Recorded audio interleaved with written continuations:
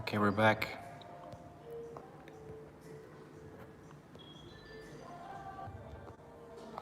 Hey, what's up, people?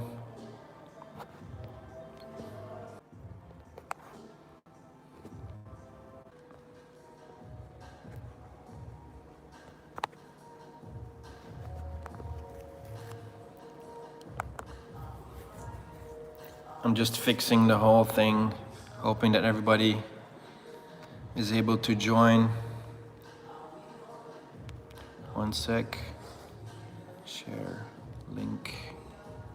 Here we go. Here we go.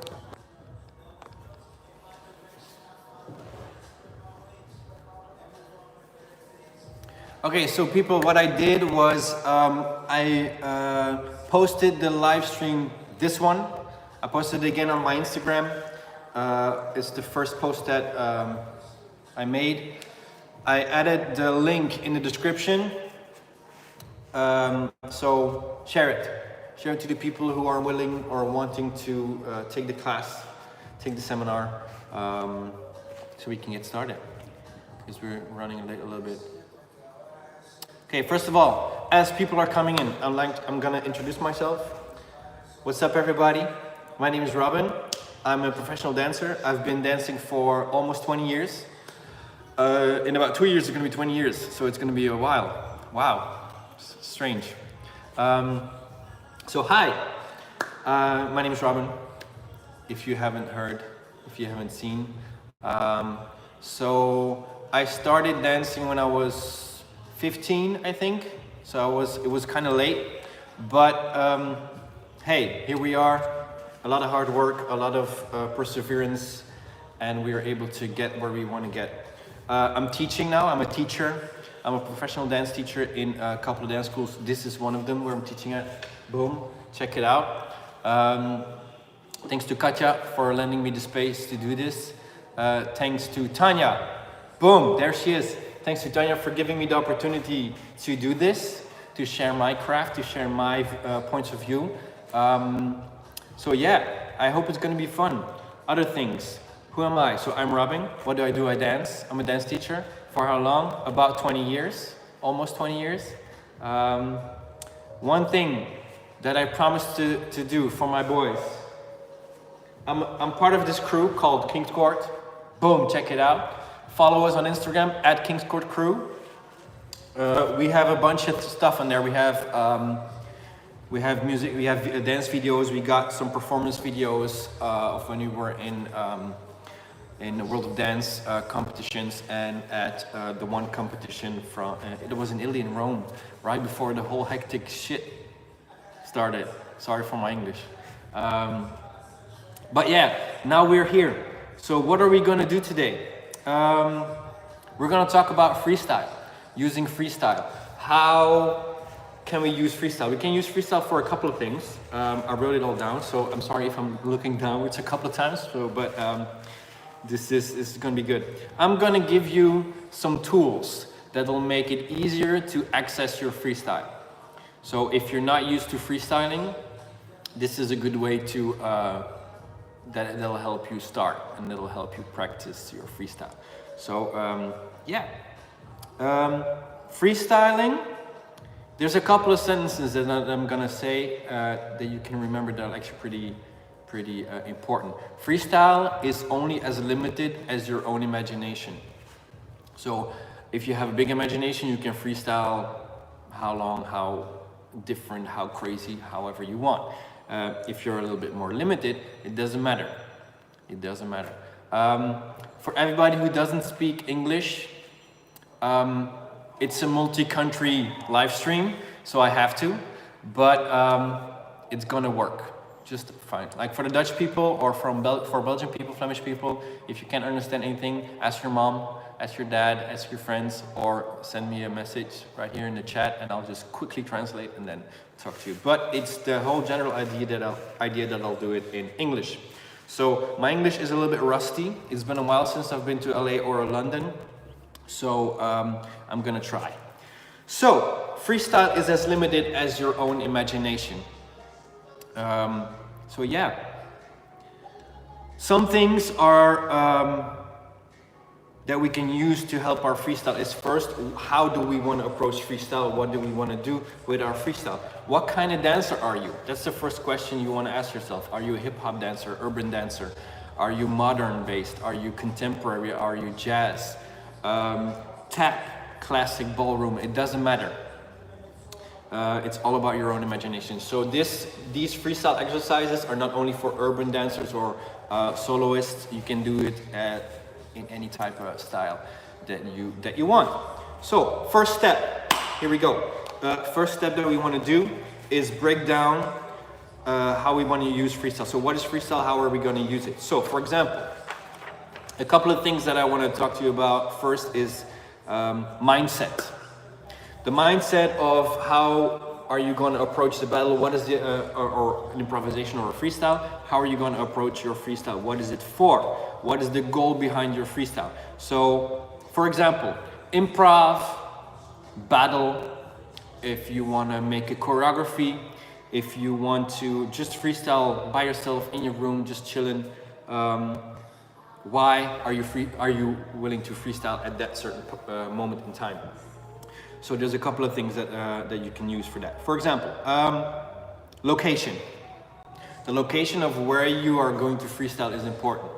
Do you go outside? Do you stay inside? Do you go into the kitchen? Do you go into your bedroom? Doesn't matter. Whatever makes you feel like you are inspired. Whatever room in your house inspires you to freestyle. Or whatever helps you freestyle. So for example, if you're in this room, this is a dance studio, it'll obviously trigger some creative juices in me to start creating, which is what I'm hopefully going to do a little later. Also, so location is very important.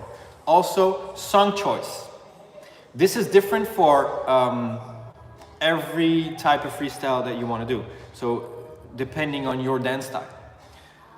Like in a battle form, for example, when you're in a battle, you cannot control whatever music it's gonna come. You have no control of that. The DJ chooses the songs, he chooses the breaks, he chooses whatever music that you're supposed to dance to at that certain point in time.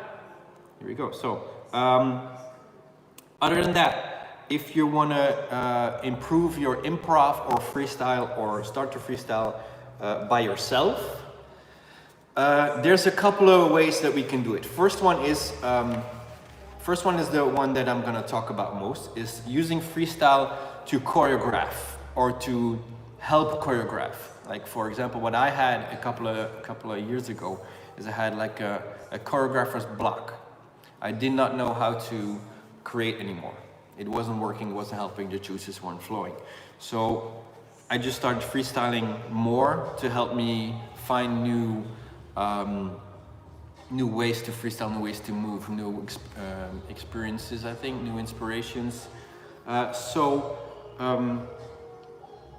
When you choose a song, give yourself some time.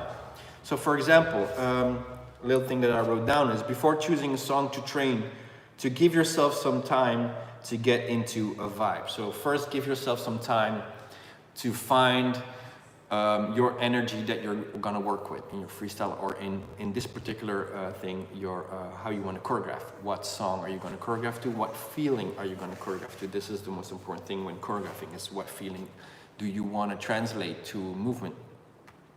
So start by browsing through songs on your phone or on your laptop or anywhere. If you have like a pack of CDs, just take the CDs if you're old school like me, or like records, vinyl records. Anybody who still has a mini disc player, hit me up. So once you're in that vibe and you can start browsing through these songs that make you feel a certain way. If you found the way you're feeling, so for example, how do you find the vibe? You actually, for me personally, so this is the thing, I can only explain to you how I approach it. There's different ways of approaching. I'm gonna use certain techniques or certain exercises later that are not mine, that I've learned from other choreographers and that I've twisted and shaped a little bit into my own thing, but I didn't invent them. They're not mine. I'll tell you later why I'm using those. So as you're browsing through songs and you're listening to songs, give yourself some time. It's gonna take hours, maybe minutes, I don't know. Maybe it's gonna take you days to find a certain vibe that you are comfortable with. So as you're searching songs and you're writing them down or you're just remembering them, once you hit that song that makes you feel something, that triggers you, try to find a similar song that triggers the same feeling that you just had with that song. It's a trick question. If you haven't already found it yet in that song. So freestyling to create. Step one. I'll just explain first, why do we create out of a freestyle? Because freestyle movement is the purest form that we have of dancing. Creating choreography is basically connecting and setting movements in an order to tell a story, a conversation with the music. So we just talk to music and we just see what it replies, and then we translate it through movement, kind of. So for example, as you are moving through movement and you're moving through the music, try to remember where you've been as you're freestyling. So we all have a certain, how do you say it? We all have a certain arsenal in movements that we have. So, for example, to start to create and you want to freestyle and you didn't get there yet and you want to start creating those movements, the first thing we want to do is start to dance, right? Because without dance we can't create, I think. We can't create choreography. So, starting to dance is something that a lot of people struggle with. For example, what is going to be my first move and how do I continue to the next move, and so on and so on and so on. Every dancer has learned movements that are given to us by our teachers, by our professors, our dance teachers, our ballet teachers, whatever. And these movements are tools. These tools are given to us to make it easier for us to translate music. So use your arsenal of tools to create a base which you can come back to when you're stuck. So you have a base of what you already know, what you've already learned in the classes that you've taken throughout your life, throughout your dance classes, throughout any class that you've taken. And use that base to work from. So this is, for example, if I'm a popper, that was my first class, was learning a wave. And I use those techniques of popping and waving to create certain feelings and to create certain a certain atmosphere. Once you get the atmosphere, you can use the moves as a base to start creating and start freestyling. It doesn't matter if it's urban, bounce, rock and groove. If it's technique, flexibility, use of your core, if you're really good at like turning or stuff like that, or you have complete control of your core, you can use that as well. So it doesn't matter what style that you're specialized in. So having said that, freestyling to create, yes, starting to dance. How am I gonna start? Did I find my song? After you found your song and you started dancing, you started moving, you started, how do you say it, like adventuring, starting your adventure through the movement, traveling through music, trying to remember what you were doing in those movements. Okay, so here we go. Creating out of freestyle. So everything that I just said, you can use in anything that I'm gonna say right now. As I'm moving through music, for me, when I'm freestyling or when I'm choreographing, I try to remember where I've been. Trying to think about how my body reacted to a certain sound, like a certain word in a song, a certain change in the rhythm or tempo. So what I wanted you to try later after this session is try to listen to a song and really listen to it. Like really try to find the little beats, the little hits, the little ticks, the little guitar sessions, the little riffs, the little chords, anything that triggers you, that, oh, this is good, oh, there is something, let me go back. And then try to remember those things and try to use, for example, your muscles and your body to set those little things, those little accents, those little beats. I'll come back to that in a little bit. A good way to approach this is, for example, the way of remembering this is what I do. I leave something that I like to call breadcrumbs. If you know the story Hansel and Gretel, where they leave breadcrumbs to find their way back, this is something that I like to use. For example, recognizable things that are basic for you, like tensing of the muscles, like once you hit a stop, how is my body feeling? How am I stopping? Am I stopping in like a certain way or just bouncing off of it or anything? Any muscle use can trigger a short-term memory. Like you listen to music and you hear a song and there's a certain beat that you hear and you're like, oh, I remember that little beat because I used my muscles back then to freestyle to it, so I know that it's coming. That's how you kind of remember certain things in the music that'll help you kind of get your freestyle back if you've lost it. I don't know. If you're creating and you lost a certain thing, that's easy to get back to those breadcrumbs. Signature moves. If you have certain moves that you keep doing, instead of repeating yourself, try to go use those moves that you were repeating as a thing to fall back on. Like your basic move, your signature move is the top of the move that you're gonna use. And then you can travel through the freestyle movement that you're doing. And once you're stuck, oh, I still have that signature move that's up here. I can go back to that signature move and you can continue from that one again. Doesn't matter which move it is, you can always go back. Also, if you're struggling with, oh, I can't find new moves, give yourself some time. It'll happen. It'll happen. Don't pressurize yourself into getting the best moves the entire time. Every best choreography is made, in my point of view, by the moments that it uses to create a feeling or to shock people. You know what I mean? If you shocked yourself, it's a good thing. If you shocked somebody else, it means that you've touched them in a certain way. And that's kind of what we want to do with choreographing and telling stories. We want to make somebody feel something, right? If I'm telling anything that you don't believe or that you're not agreeing with, there's a chat box. You can talk to me if you want. Other than that, write the whole thing down. Stops and pauses, like I said, stops and pauses in the flow of your movement will help you change pace in your freestyle as you're creating.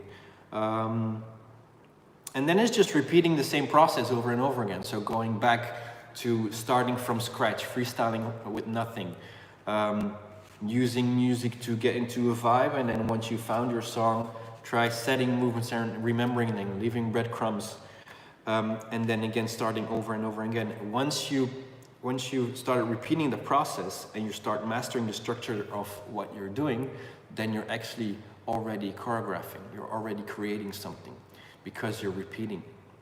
You're repeating. Your muscle memory is gonna remember it, and then you're gonna be able to move on to a next section. When is your choreography finished? That's completely up to you.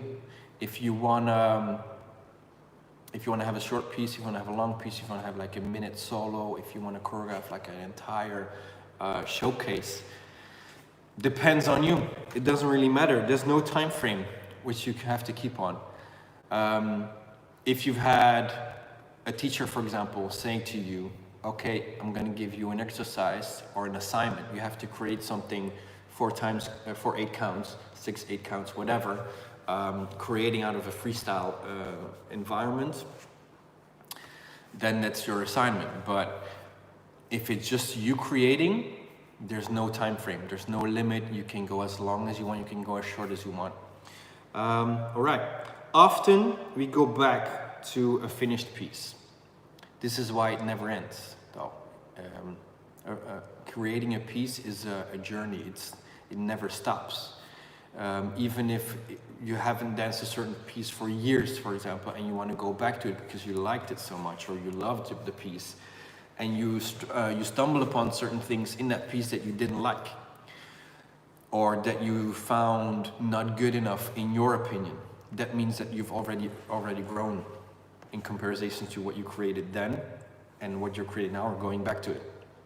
So once we go back, if you go back to a finished piece and we start changing movements, which is totally fine because it proves that you're evolving as a choreographer.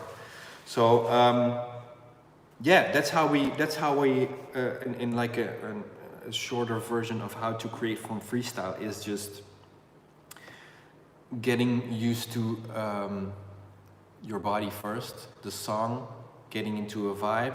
What am I trying to tell? What is the story I'm bringing? Is it a story that I'm trying to tell, or is there no story? Is there just a feeling that I want to portray? It doesn't really matter.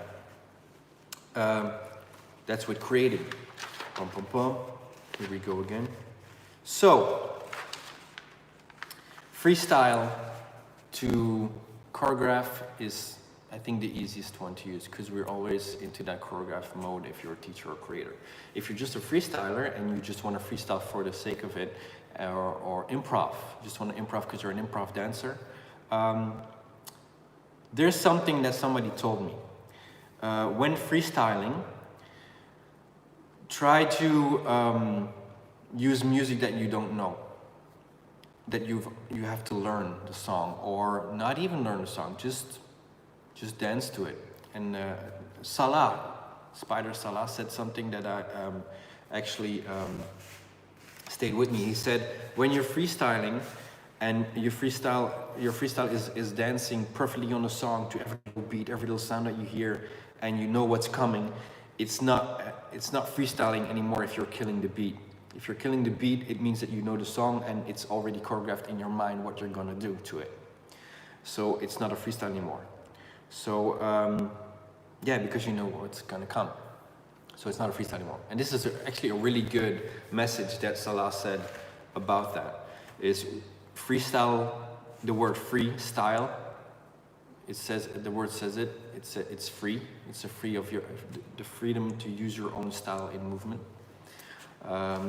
So if you already know what's coming with music-wise, it's not a freestyle because you can prepare for it, kind of, I think, because you already know how you're gonna dance to the song, so it's not free anymore. So basically, you are restricting yourself by what you already know. So this is different from choreographing, though. When choreographing, using what you know is a good thing, because that's what defines you as a choreographer. When freestyling or improv, it's different. It doesn't have to do with choreographing. It's just freestyling, just dancing to a song that you haven't heard before or that you don't know. So a couple of things. When freestyling, first you want to feel the music. How do you feel the music? Same thing with choreographing, listening to it, listening to different songs, listening to beats, melodies.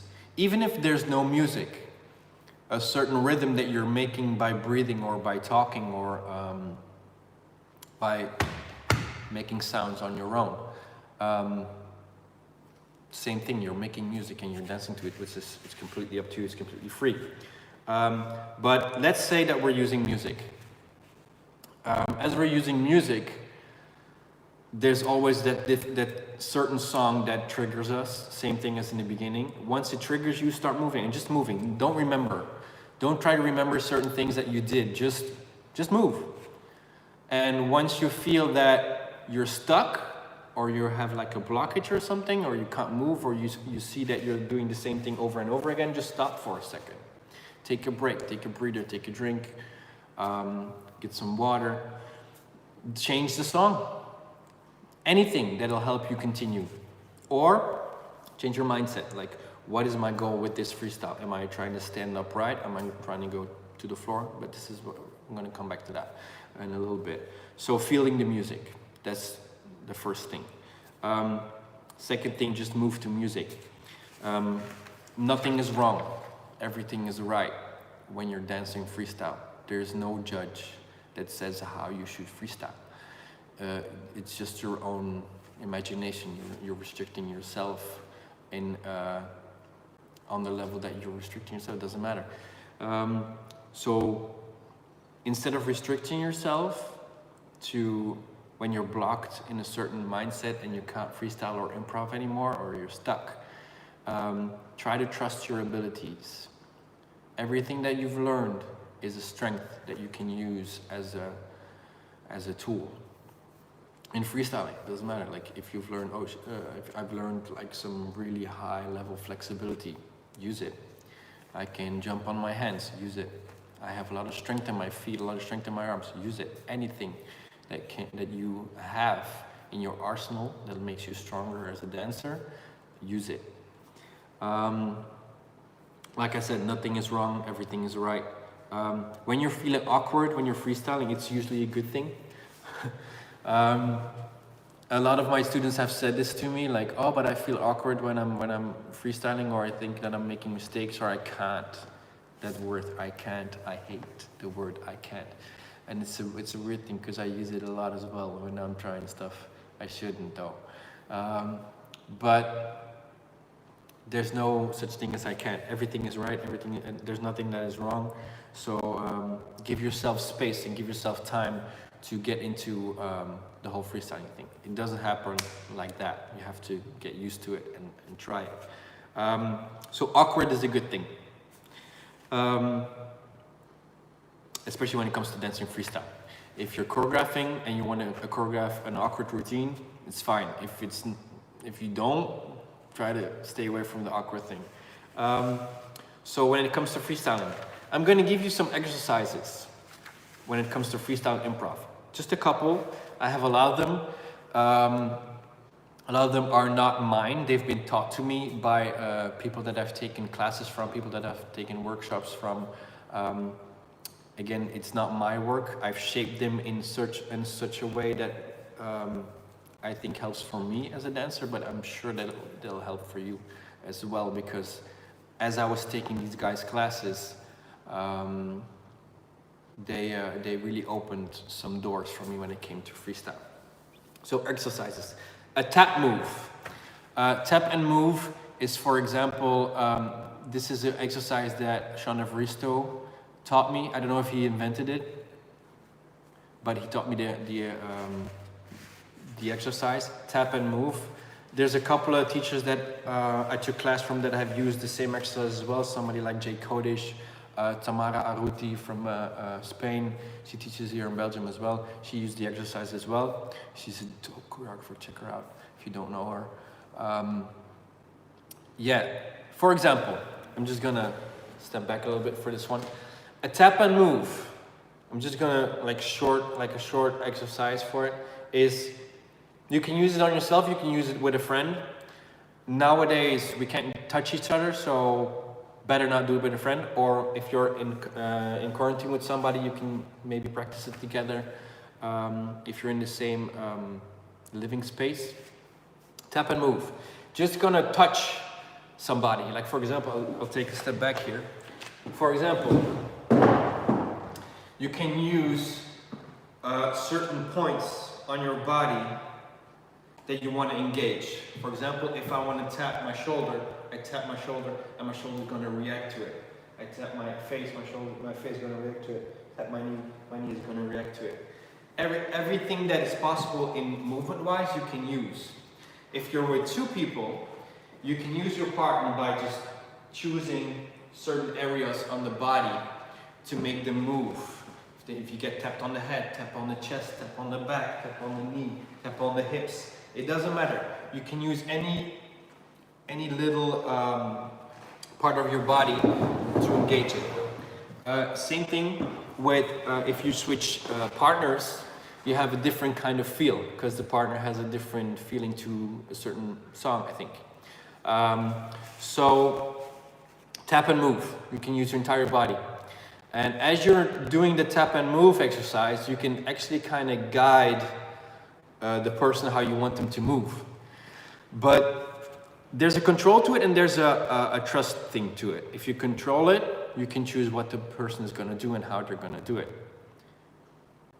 As far as you can control that. When you're the one that's getting the taps and you have to tap and react to it, you're the one controlling the movement on its own. The movement that you're making is the thing that you control, but what you're moving is not in your control. So you just have to let go, be free, and take the points that your partner is using. If you're doing it on your own, try to switch up locations. Try shoulder, head, other shoulder, chest area, back area, knees, feet. You can isolate every single part of your body to try to make new shapes. Yeah? So that's the tap and move. If you have more questions later, I'll give you like a, there's going to be time for questions, and I'll go deeper into that if you want me to.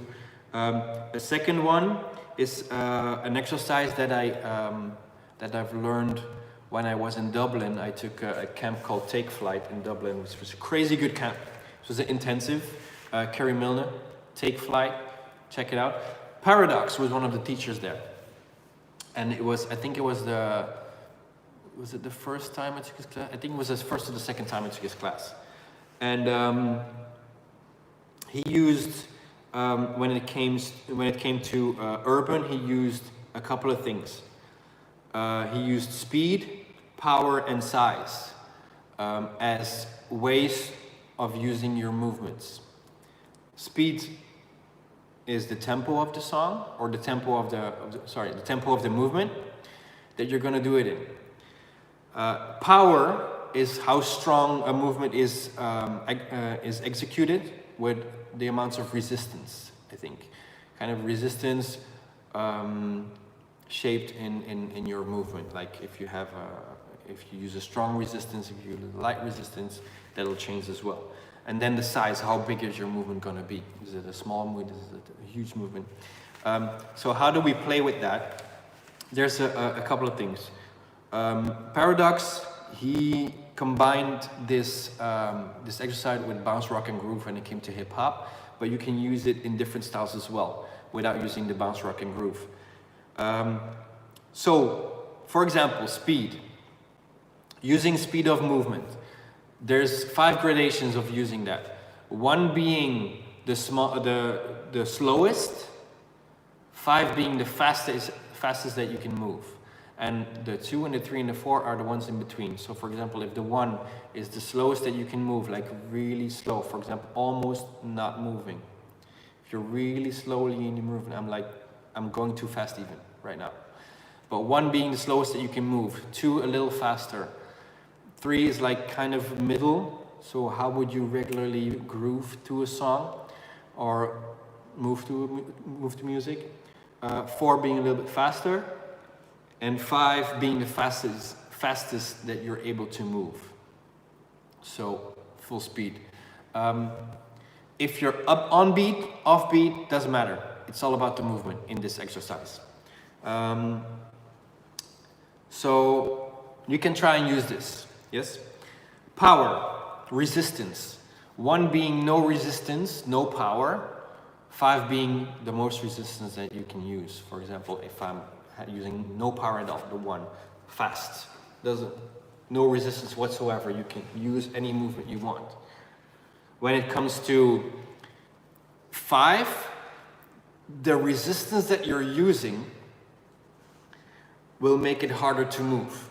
But this is a tool that you can use in a freestyle form as well, like playing with it, like from 1 to 5 to 3 to 2 to 4, doesn't matter. You can switch up in the little things. So speed was the tempo, how fast can you go? Power was the resistance and the strength that you use. 1, 2, 3, 4, 5 are the things that you're gonna use. Again, this is not my exercise. I've learned this from other people, and I'm just spreading the knowledge. Yeah. Then size.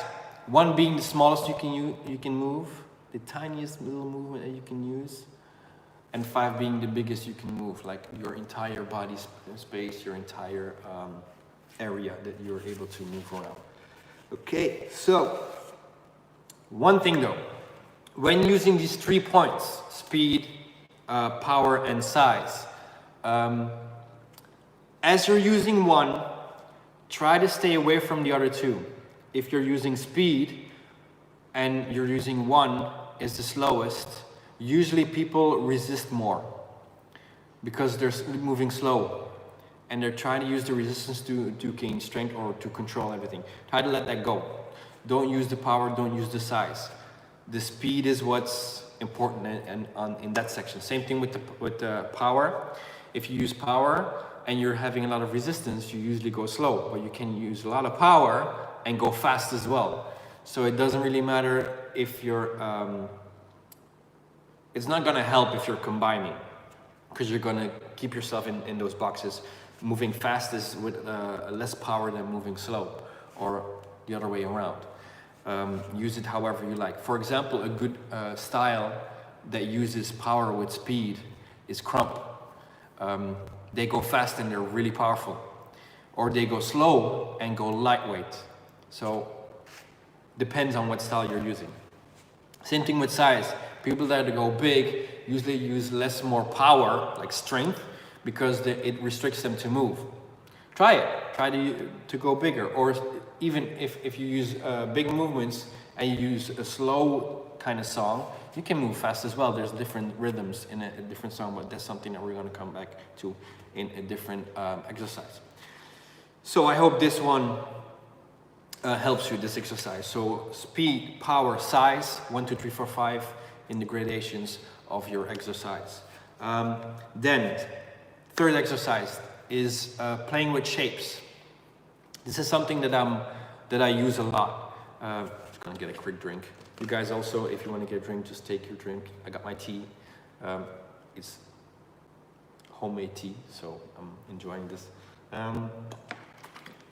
Homemade tea. Yeah, here we go. Shapes. Imagine yourself inside a sphere, a ball, like a crystal ball. This is something that I've learned from my mentor, Steve Austin. Shout out. He taught me, I think, everything I know when it comes to teaching. And this is one of the exercises I got to know by assisting him. He was, we were together in Switzerland, and we had, I think it was Switzerland. Yeah, he had to teach a class, and he gave a freestyle class, which was cool. And in this freestyle class, he explained how we could use our environment that is surrounding our bodies to use as direction changes or coordination or orientation points in our freestyle. So imagine that you're inside the sphere. You're inside a little ball, like a little crystal ball, for example, and you're inside this. So for example, when you're inside this ball, there's infinite possibilities of where you can go. You can go up, down, sideways, forward, backwards. You can move with the sphere. It moves with you, so you don't have to stay in one position. And inside this ball, there's different shapes as well. You can make a triangle inside the ball. You can make a square. You can just move lineways. A sphere exists of an infinite amount of dots. All these little dots can be connected. Like for example, this is a good one. Here, I'm gonna go here. I brought my board. So imagine, I hope this one works. It doesn't. Maybe this one. It does. So imagine that you're in this sphere, right? So I'm not the best of a draw, and you're inside here. I'm getting it right. So, circle wise.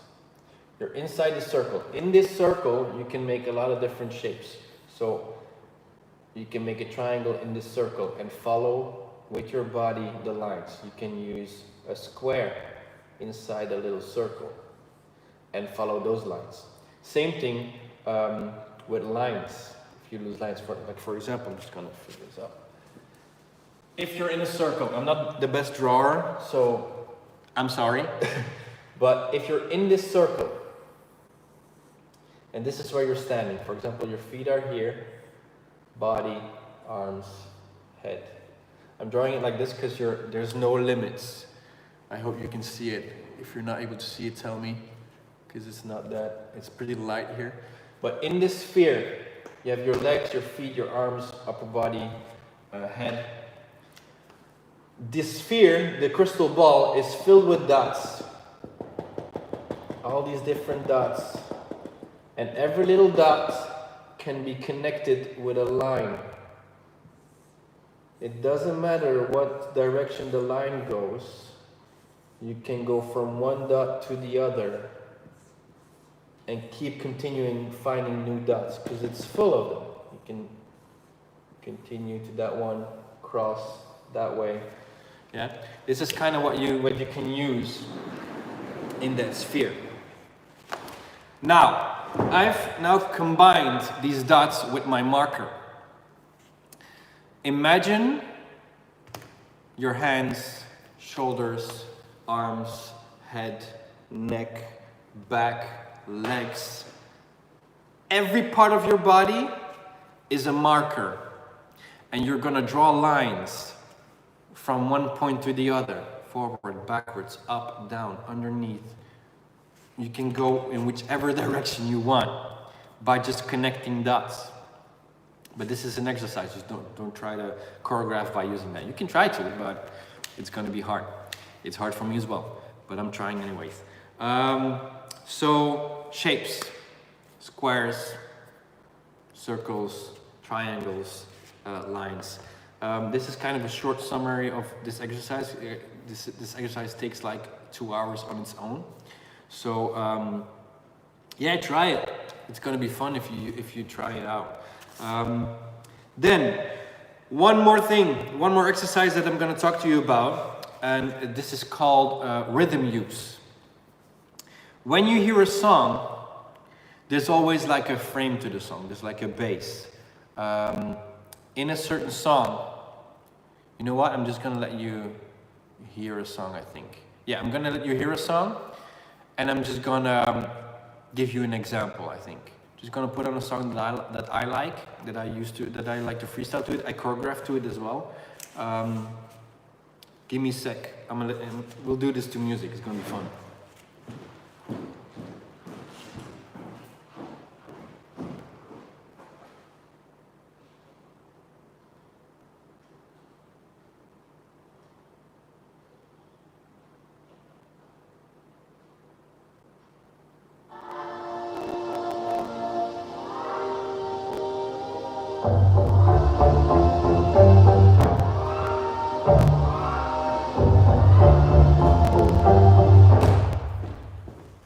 And it stopped. Okay, here we go again. Let's try.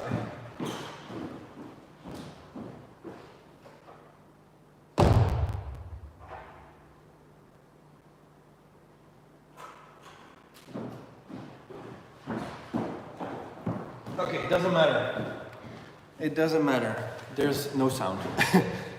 I'm using a different iPod this time, but I think the battery is just dead. So we're gonna do it without music. Doesn't matter. Any song has a frame, has a bass to it, like a beat or a melody. Doesn't matter. Try to, in this exercise, rhythm use, focus on a particular rhythm in the song and only move to that rhythm. Like if it's just the snare, you can only move to that snare. If it's a beat, doom, doom, only use the beat. If there's a different rhythm, only use the rhythm. A melody, doesn't matter what you want to use, but choose one.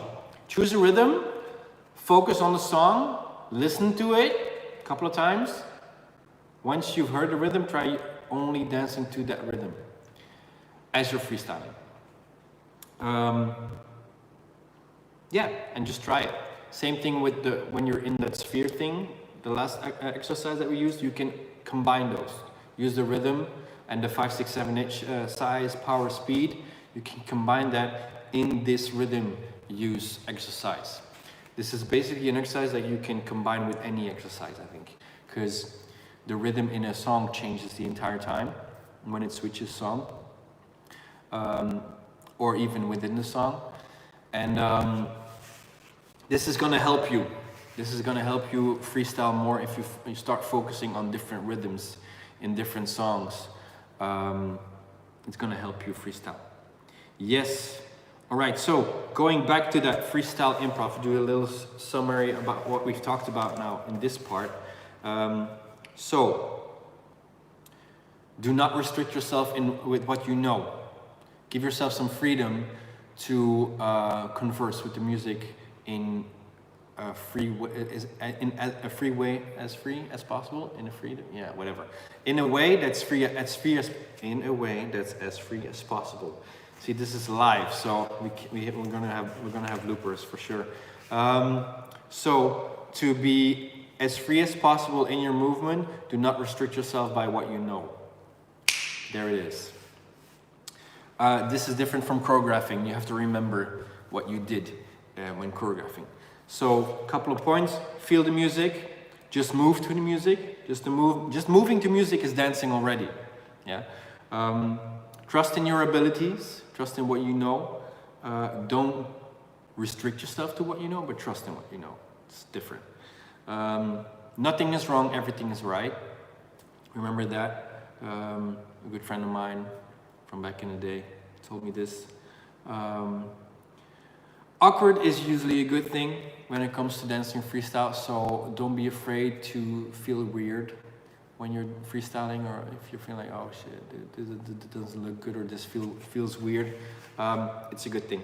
And then the exercise, we had the tap and move, tap and move, tap and move, tap and move, tap and move, tap and move. Doesn't matter what you use, but follow the engaging of the movements that you're making. You can use this with 2 people, 3 people, whatever. You can do it on your own. Speed, tempo, power. Speed, tempo, power, resistance, size in the movement. 1, 2, 3, 4, 5. So again, speed. How fast do you want to go? 1, 2, 3, 4, 5 in the exercise. Power, resistance, strength. 1, 2, 3, 4, 5. Same thing with size. Big movements, small movements, tiny. Really use the 1, 2, 3, 4, 5 in the sizes, and the power and the speed to help you try different things. Then playing with shapes. We had our circle, crystal ball, our connecting the dots by lines, squares, triangles, all these little things. And then the rhythm using different rhythms inside the song to help us variate our movements. All right, this is the last section that I'm going to talk to you about, and then I'm going to open the questions and answers. Freestyle when in a battle. This is going to be the shortest thing that I'm talking about right now, because it's been a while since I've been battling, but I've judged battles, I've battled in the past, I've done duo battles, I've done crew battles. They need to come back. Hip hop, street dance, crew battles need to come back, because that was so much fun.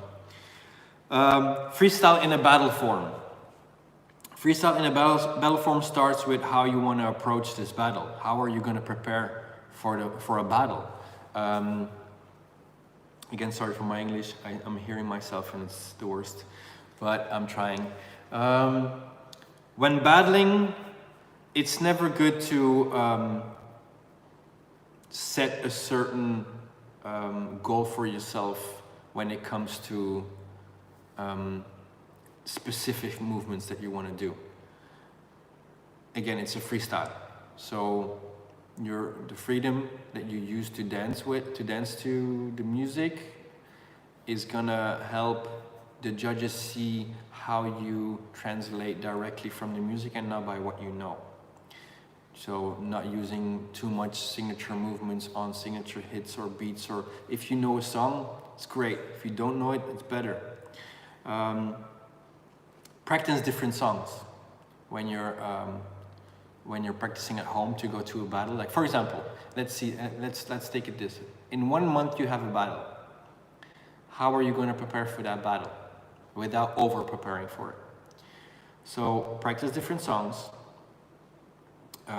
What I do, for example, is I look up DJs and that I know that are spinning at battles. For example, DJ Nobunaga in the Netherlands is a huge name there. DJ Premier, DJ Dysfunctional, that kind of stuff. But that's hip hop. Doesn't matter if you're in a hip hop battle scene or if even like improv battles. If you haven't seen it, Straatrek, that's in Belgium, has some really dope battle.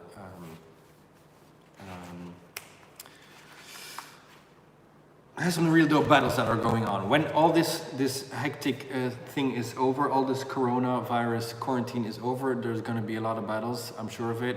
So definitely go to them.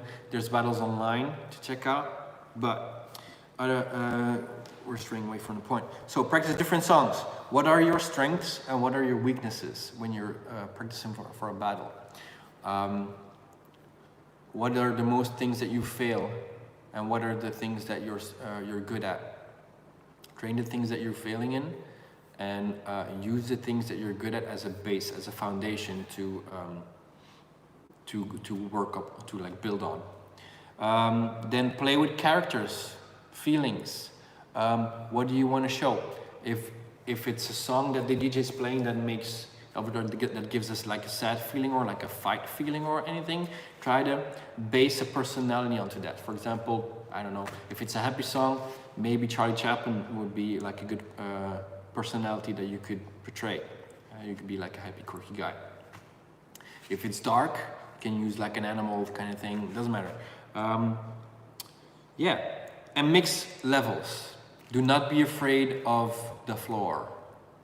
This is something that I've seen a lot the last couple of years when watching battles, is that the floor is becoming really important, which I love, because it's, as a street dancer, with a breakdancing popping background, I used to use the ground way more than I'm using it now, which is something that I need to work on. But ground movement gives you a lot of freedom as well. Don't be restricted by what you think you can do on the floor. There's way more things you can do on the floor.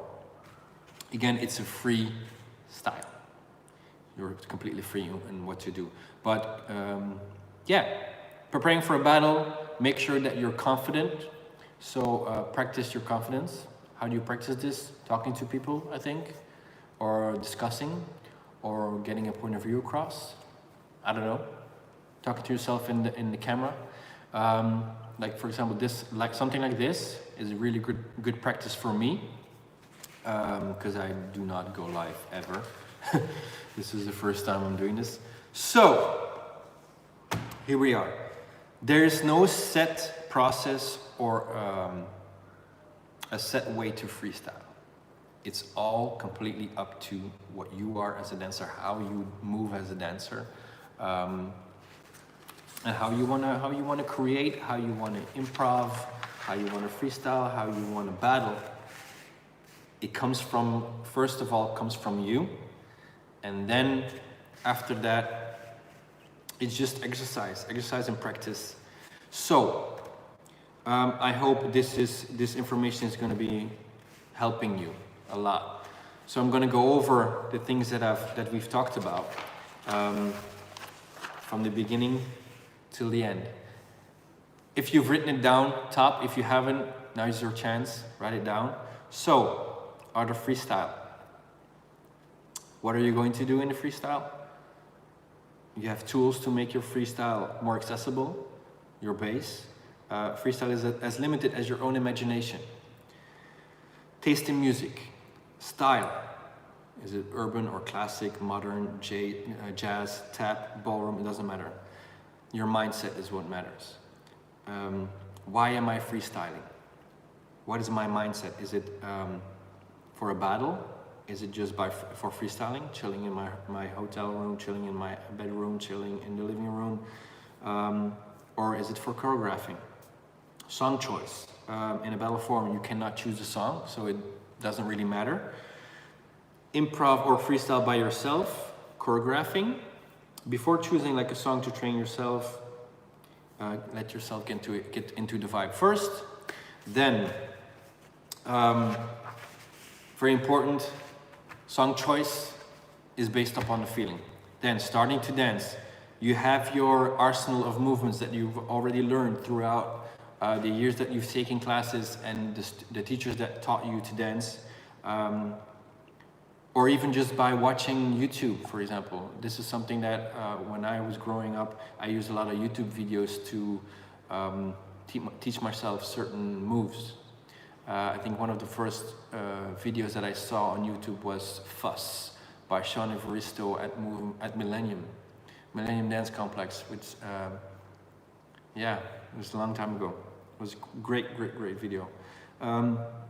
So every dancer has learned movements that have been given to us in a certain way to help us translate music into movement. Use their arsenal, again, whatever it is, bounce, rock and groove, flexibility, core use, whatever you are specialized in. Freestyle to create.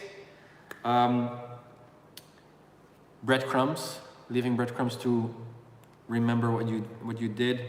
Stops and pauses, signature moves. When is your choreography finished? It's never finished. You can always go back to it and change it up as you are evolving as well. Because like as you are evolving, your choreographies are going to evolve as well. They're going to be more difficult, or they're going to be translating your movement or your way of thinking better. So yeah. Then freestyling in a battle. Oh no, freestyle to improv. That's what we had. So don't restrict yourself to your own movements or to songs that you know. Use songs that you haven't listened to before, that you haven't heard before, and just freestyle to it. Just try to dance to it. Don't restrict yourself by what you know. Feel the music, move through the music, trust in your abilities. Nothing is wrong, everything is right. Awkward is a good thing. You got the exercises, the tap and move, speed, power, size, 1, 2, 3, 4, 5, playing with shapes, rhythm use. Freestyle in a battle is just being prepared, being confident, practice different songs. What are my strengths and weaknesses? Play with characters and feeling, and mix levels. All right, it's been a short class. I've given you a lot of information. That's going to be a little bit longer, but it's okay. Now I'm giving you the opportunity to ask questions. If you guys have any questions that I'm able to answer, if I'm able to answer them, I will answer them. So here we go. Any questions?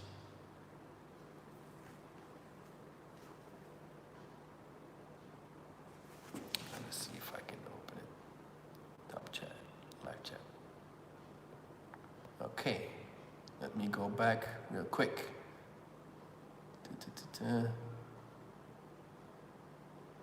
Get your notepad. Oh yeah, here we go. Sometimes choreographers block. It's true. Happens to everybody.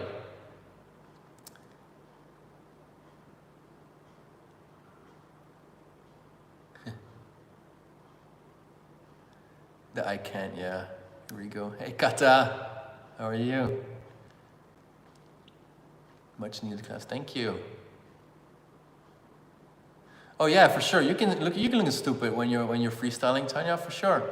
It's all a process. Biggest fear is going black when someone says freestyle. Yeah, Mansi, I think it is.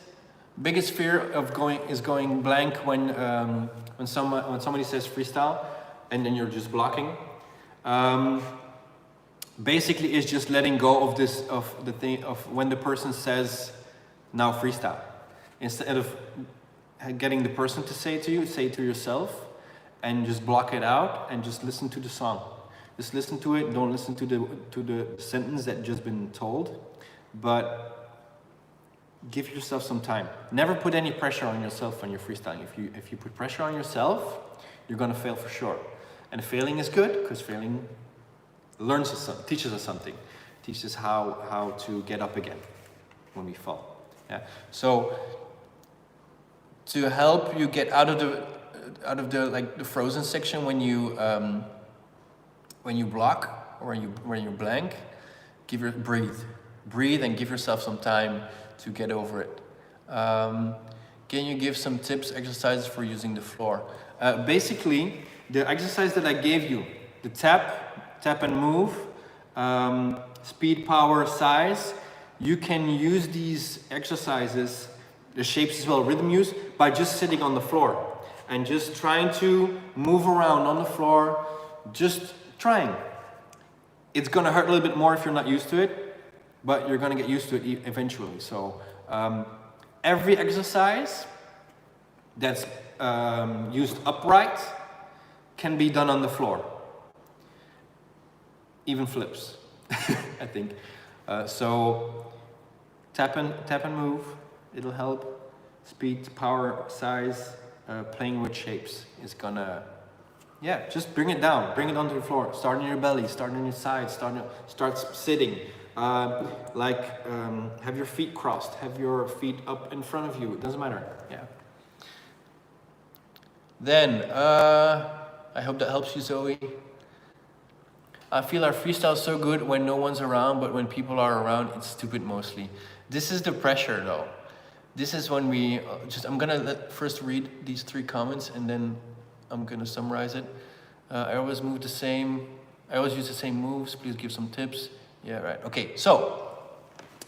I have the same thing. When I'm freestyling and nobody's watching and nobody cares, it always feels better. Not necessarily looks better, but it feels better because you don't have any pressure to perform or to win, I think. When somebody's watching you, basically you have to train yourself, and this is where meditation comes in. Train yourself to block out. There's this a film called Tin Cup. It's an old movie with Kevin Costner and he plays golf. And at a certain point in this movie, when he wants to, I don't know what's called, but when he strikes the ball, before he wants to strike it, he says a little thing called conceal the mechanism. And the mechanism is the sounds around him that are distracting him from being focused. And he says conceal the mechanism. So use something that triggers for you that little thing. Do you know when you're in a space and a lot of people are around you and everybody's talking and making noise, it's kind of like a static noise that you're using. You're not hearing specific things, but you're using everything at the same time. And then you can focus on one person that's talking and you can actually almost hear what they're saying. Use this with your own mind. So when everybody's watching and the music is playing and you're looking around, everybody's watching you and you want to focus, conceal the mechanism, focus internally, and just start moving.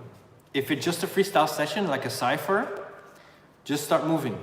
Use the energy that everybody's giving you and support that everybody's giving you as a feeding tool of your energy. And they will react to how you're dancing. So if you're dancing confidently, they will react to it. If you're dancing without confidence, they'll react to it. In any way they would. So negative, positive, doesn't matter. Take the positivity from it. So focus. A focus and trusting in what you know. The reason why we sometimes lose our mental preparation when we're in a battle or when we're in a cypher, I have the same thing. If I see a cypher and I'm feeling like, okay, after a couple of people, I'm gonna go try. If the music talks to me, I'm gonna go try to go into the cypher and I'm gonna do this and this and this and this and this, and everybody's gonna start cheering and chanting. This is what we have in our heads. It's not gonna happen if you prepare it like that. Just trust in what you can do. Trust in what you know, and it's just practice. Practicing a lot of it. Not just practicing at home, but going into a cypher and just freestyling without hesitation and just letting yourself fail and picking yourself up after, that's practice too. So practice going into cyphers by going into cyphers. Failing, going back, going into the lab, doing it again, do it again, and then you'll see that you'll evolve when you've practiced and you're going to cypher, and then all the people are going to see that, oh shit, he's gotten good. I need to work, I need to train. So I hope this helps. If I'm saying that it's all about training, the more you train, the more confident you're becoming in something that you've been training, and the less pressure you're gonna feel because you're used to it by then. Yeah. So try to get used to it first, and then practice by just doing it. Just doing it. Okay, let's see what we have. Then, okay, here we go. Always same moves. It's the same thing. It's not wrong to have the same moves the entire time, but you can use one move and do it in different ways. For example, a running man can be done straight, side to side. You can twist, you can turn. You can do like 5 counts of it with a running man, just by itself. Just that movement alone. So every movement that repeats can be done forward, backwards, diagonally, upside down, on the floor. Doesn't matter how you change it or shape it. And if you approach it this way, that every move has different ways of being executed, your arsenal is gonna get bigger. If your running man, for example, was, or I don't know, if your roll on the floor, modern roll, contemporary roll, doesn't matter. If you learn a roll in one way, this roll is one page of what you have. If you try to go in another direction, that's another page. Faster or stronger or harder or longer, that's another page. How you're gonna do the move is already a different move if you change it. If you change the direction or the speed or the feeling behind it, it's already a different move. So don't worry about repeating your moves. Try to just change directions and you'll see that at a certain point, your mind is gonna snap, like have a little light bulb going on, and you'll evolve from that. Okay, next question. I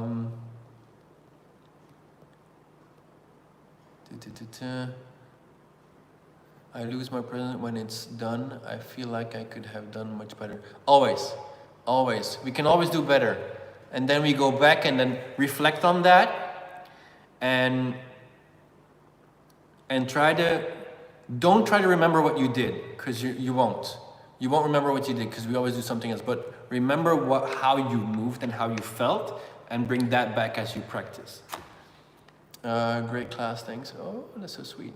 I'll try to do a little picture now. Some more ciphers and labs is a way to get better. Yeah, it's just practice. Just practice. If there's any more questions, feel free to ask. I'm here. Even not in this live stream, because I see that we're coming to the end of the live stream. If you have questions for me, I'm always here. You can get my Instagram, it's just @RobinBrys. Tanya will post it as well, I hope. Please, Tanya, post it. And then, yeah, just ask me. I'm available anytime. Not when I'm sleeping though, but other than that, I'm available. Yeah, this is when it comes to freestyle. I use freestyle to create. That's just how I create. And I've been creating for a while now. So, oh, that's so sweet. Learned a lot from you. Thanks a lot. Mentioned in the description already. Perfect. Yeah, give me a follow. Check out also King's Court Crew at King's Court Crew on Instagram. Go follow us. There's a lot of dope dancers. We're like 15, 16 guys right now in the crew, and every dancer is different. The choreographer, Rens, he's the main guy. He choreographs everything. But it's a combination of, there's Belgian dancers, there's Dutch dancers from the Netherlands, and there's freestylers, there's choreographers, there's choreography dancers, there's studio dancers, there's street dancers. It's a mix of everything within the urban scene, and you can see like a lot of choreographed videos and a lot of freestyle videos on that page as well. So King's Court Crew. I'll post it as well, or I'll write it down. So follow me, you'll see King's Court. Check it out. Will be so dope to get the support. Again, thank you to Tanya for allowing me to do this. This has been fun. Thank you to Kadams for letting me use the studio. I couldn't do it from home. I got 2 dogs barking my ears off, so that would be impossible to do it. So yeah, I hope you guys enjoyed it. Any more questions? I have time for about 3 questions. 3 questions. 3. 3 questions, and then we're gonna wrap it up for today. So here we go. Let me see what we got. Nope, that's not what I want. Live chat, yes. 3 questions.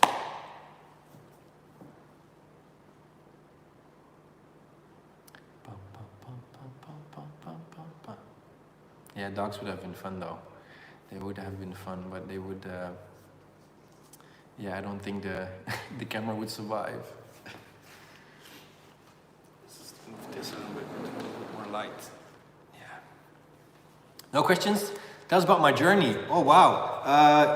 So, my journey as a dancer. I started when I was 15, like I said, and my experiences. Oh, I will do that. So I started when I was 15. I grew up countryside, not in the cities. A lot of cows, chickens. Actually, the first studio that I took class and where I taught class was, and don't laugh because, yeah, you can laugh because it's funny, was a chicken farm. It was like a barn, and the barn was, they put cement, like red cement on the floor. They drilled like holes inside to like pole dance classes and stuff like that. And had like a wooden wall. There was like this big jet stream, like this huge. It was long, and that provided the heat in the room. So yeah, it was an experience. And then I got to know my first coach, Noortje. Took her classes. Took the train every weekend, 2 hours drive one way, 2 hours back to train every weekend. My mom always dropped me off at the train station. Then I met my mentor, Steve, did a couple of showcase competitions with him. We won a couple, we lost a couple. But yeah, I followed him for like 8 years. He taught me everything I know about teaching, choreographing, making choreography. Teaching choreography, creating for showcases, creating for duos, creating for competition teams. This is something that I've been doing right now. I've been teaching and training a lot of competition teams, which I love. I love my students, I love my kids. They're so hardworking. Yeah, I'm proud to be doing this. When I went to LA, the first time I went to LA, I went by myself. I wanted to do the Michael Jackson This Is It audition. So I went to LA and met a couple of friends at Home for Dancers. That's where I'm staying at. When I go to LA, I go to Home for Dancers because there's a lot of different people going to LA to dance, and the Home for Dancers is such a it's not like a hotel, or it's like a student dorm. If you go to college or anything, it's like a student dorm with different people, different rooms. We share the whole thing, and it's people coming from different countries in Home for Dancers, which makes it so fun to go to. I always go by myself. I went once with 2 friends, my mentor and one other teacher, and it's not the same because you're always packed together and you're not as social with everybody else. But when I go by myself, you get to know new people way faster, and it's such a good experience. I've gone 7 times now to LA, and every single time it's a different experience. It's different people. But yeah, when you go to LA and you go to Home for Dancers or something like that, a different kind of like a student dorm to live or share a room or share an apartment or whatever. You make friends for life, and that's what happened to me as well when I met Tanya, when we met Kasim, Maria. Oh my God, everybody! I miss everybody. Darius. This is so yeah. This LA is something that will always stay with me because it's. If I can go back, I will. I need to though, because my tattoos. This one was done in LA, and I need to get it finished. So I need to go back for sure. But yeah, when it comes to dance, I've learned pretty fast what kind of dancer I was and what I was gonna do with dance. Like, I was gonna teach. So I became a teacher, became a coach, became a mentor. I try to be a mentor for people. Yeah, so it's been fun. Oh yeah, that tattoo. You remember, Tanya? Remember when it was healing? Oh my God! And everybody wanted to see it. Oh, yeah, that was fun. It was fun. Six Flags. Six Flags. Yeah, it was a lot of fun. It was a lot of fun. But yeah, I noticed that my life was going into the teaching direction pretty early. I think I was 17, I think, when I knew I was going to be a teacher. So yeah, I based all my my experiences, my learning experiences, based on becoming a dance teacher. Did I want to do different things when it comes to showcases? Did I want to be on stage? Did I want to dance with artists? Of course I wanted to. But back then there was no social media like there is now. So we did not know when there were auditions, except for when we walked by posters on the street, or we just had to find it. We just had to find it. What's up, Kata? We just had to find it on our own. Now everybody's posting, okay, audition there, audition there. But it was fun. I hope I can do it again. LA was the best. When you go to LA or when you go to another country to take class, make sure you go with a goal. Don't just go. Go there and think of, what do I want for me from this camp or from this workshop or from this intensive? What I want to work. What do you want to work on? What do you want to practice when going to a certain camp or intensive? And set goals. Like, for example, day 1, my goal is this. Day 2, my goal is this. Day 3, I'm going to take a rest. Day 4, what is my goal? And so on and so on. And just, yeah, dare to fail. I think that's pretty much how I went to LA, the state of mind I went to LA. I went there to learn, but just going there to learn is not enough. You have to go into a class thinking about, okay, what kind of teacher is this? Is he a good teacher? Is he a bad teacher? Because you can learn from anyone. You can even learn from a bad teacher of how not to teach, for example. It doesn't matter. Yeah, it doesn't matter. What any goal that you want to set for yourself is already a good goal when you're traveling to learn, because you're opening your mind as you go. Perfect. Thank you, Zoe, for being here. So yeah, yeah, good teachers, bad teachers. Any teacher can teach you something. Even if the class was packed, like 200 people, and I couldn't get to choreography, nothing, I failed miserably, go outside and try to do it. Try to take the class again for yourself, in your head. Try to do choreography again, and maybe you'll do better. If you kill the class at the end of the class, if you kill the choreography, that's good. It's fine. If it was a challenge, perfect. If it wasn't a challenge, go harder. Go to a more difficult class. Talk to the teacher people. This is something that I've seen in Belgium a lot of times. Is when people go to take class. Think about what the teacher has done to be able to teach you this. A lot of people just go, exit the class, and say nothing. Go to the teacher. I go to the teacher every single time to thank them for the class, to give them an applause for the work they've done. Give them an applause, people, at the end of class. There's too many classes that even when I teach and my class is done and it's like a regular class, people just exit. They don't say bye, or they don't say thank you, or no applause. And that's fine.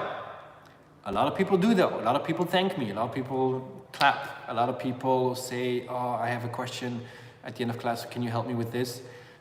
And either way is fine. But if you ask me questions, I know that you're willing to work, you know. Always go to the teacher, even if it's just to thank him, because the teacher has worked hard to be able to be where he is as a teacher, and to be able to stand in front of you teaching his craft. There's a lot of work that goes into that, so don't take it for granted. Accept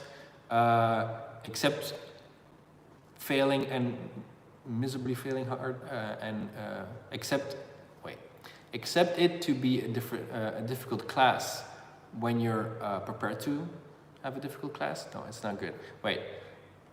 When you go into class, accept failure. That's one. Go with goals. Perfect. Yeah. Ask questions, ask doubts. Make sure that the questions that you ask your teachers, that they will help you.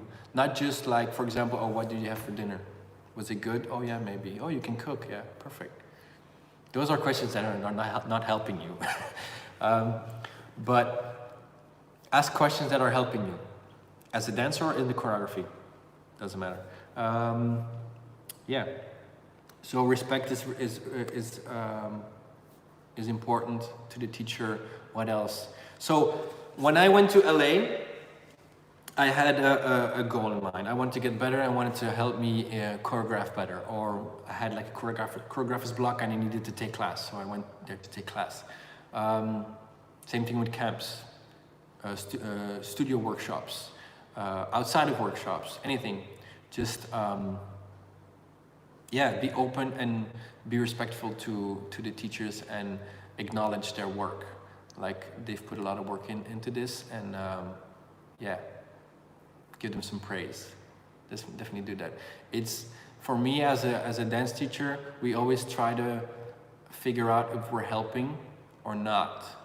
Like when we're teaching somebody, we can obviously see the evolution of the dancer that's standing in front of you and that you have every single week. You have the same dancer and then you see their growth. But we cannot see if you're happy with what you're doing. You can smile, but it could be like a fake smile, or you can be like, hey, yeah, it doesn't come across. Tell the teacher, not every time, of course, don't stalk him, but every time that you've learned something, give them some appreciation. Just a little bit, that's all. Just to make sure that they feel that they're making a difference. Because that's something that we doubt a lot. Are we doing something that makes a difference? Are we just a teacher that's out of so many teachers? Are we making actually a difference? So that's what I inspire to. I want to make a difference, choreographing or teaching or spreading the knowledge that has been taught to me, and shaping other dancers. Yes, let's see what we have next. True that, for sure.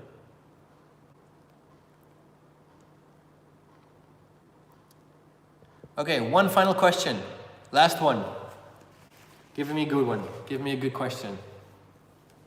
Dance-wise. And we have 6 people left in the live stream.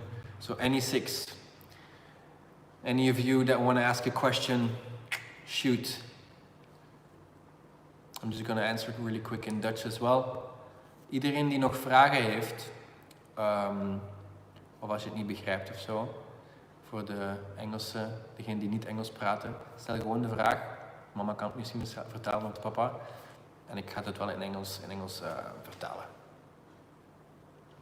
So that was a little bit of Dutch. I was about to ask, what did you eat? No, I ate, what did I eat? Falafel. Vegetarian falafel with some bread and some veggies. That's what I ate.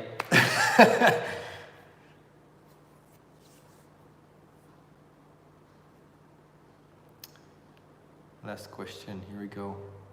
One final question.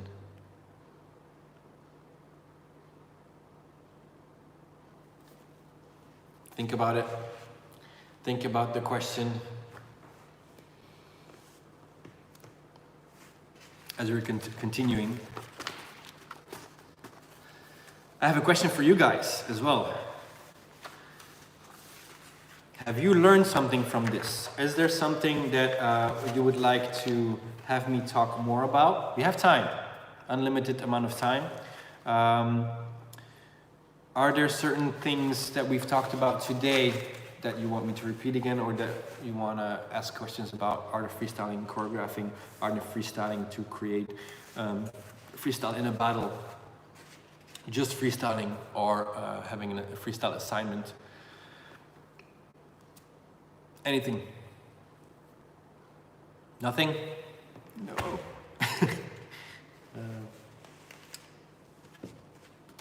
What else is there?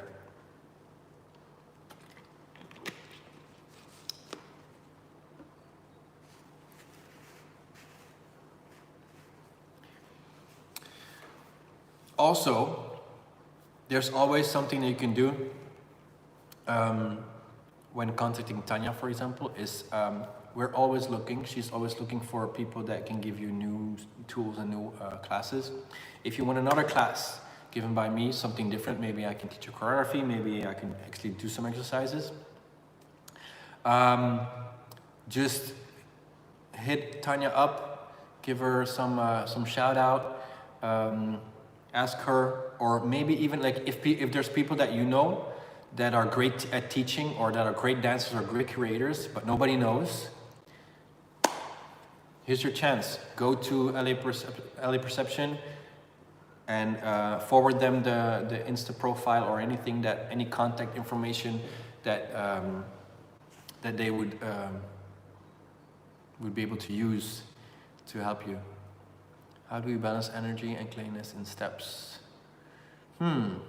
This is something where the exercise, it's a good question. How do you balance energy and cleanliness? Again, wait, I'll read it again. I'm gonna read it again. It's a good question. How do we balance energy and cleanliness in steps? Okay, so first, training, practice. When you start by doing a new move, it's going to be sloppy and with a lot of energy and no control. As we practice doing the movement over and over and over again, our body, it's called our muscle memory, is getting used to the movement that you're doing. So when you're used to the movement, it's going to be easier to control it. The easier you control it, the cleaner it's going to be. When it comes to freestyle, for example, if you do arms, and I want my arm to be here, for example, just keeping it there can be just a line, but this can be a line as well, or this can be a line, or this can be a line, doesn't really matter. But there's no set height in where we want the line to be. So coming as a freestyler, just make sure there is no doubt in what you want to do with your movement, what the movement is, how the energy of the movement translates the sound that you're dancing to, or translates the song or the rhythm that you're using. And it's like, for example, dialects. If you have a language that you speak, but you have a dialect, like, I don't know, Scottish, Irish, English, British English, American English, it's all dialects. The cleanest way to talk is going to be the easiest way to understand. So make sure that there's no doubt in what you want to say. For example, I'm doing a movement, this one. If I do this, nobody saw what my fingers did, right? If I do this, they see exactly what my fingers did. You understand what I'm saying? So make sure that if you feel the tension in your muscles, in your arms, when you're doing a movement, and it's set on what you feel, or what you want to feel, and what you want to portray, you set it, you train it, you control it, and once you control it, you can play with it. And once you're able to play with it, that's the cleanest that you're going to get it, I think. This is my opinion. You can give me different opinions. But I think it's just practice. Practice to control a certain movement and to not fall out of the movement. So finding your balance at a certain point. For example, standing on one foot. If you stand on one foot and you tense your core up, you engage your core, you're able to stand for a longer period of time. If you're standing on one leg and you want to move around clean by staying on that foot, that's something you can practice, I think. So staying on one foot maybe, using your arms as you're standing on one foot, using those arms, using your body without stumbling. And then you're gonna feel what your muscle is doing to keep that control. It's gonna give more pressure, gonna give less pressure, it's gonna wobble a little bit and keeps trying to keep you in that centered. Right? I hope that helps. Maybe we have one more. Yeah. Okay, cool. Cool, no more questions. Perfect. So I'm gonna finish up here. I wanna thank you guys for coming. I wanna thank you guys for the support. There were a lot of people at a certain point. Now it's dying down a little bit, which is completely fine. But I hope all the exercises that you've received from me were helpful, and maybe until next one. Thank you, Tanya, for everything. Thank you for having me, and see you next time. Peace.